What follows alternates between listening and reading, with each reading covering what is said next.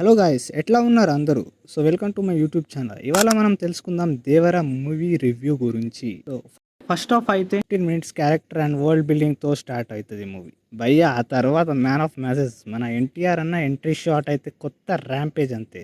As I said Tarakanna screenplay is crazy for this movie. Anirudh BGM అయితే action సీక్వెన్స్తో ఒక లెవెల్లో ఉంటుంది. కొరటాల శివ గారు సూపర్గా ప్రజెంట్ చేశారు friends. Action sequence mostly I like that much in interval. This is craze. So first half అయితే mind blowing, super fantastic అనుకోవచ్చు.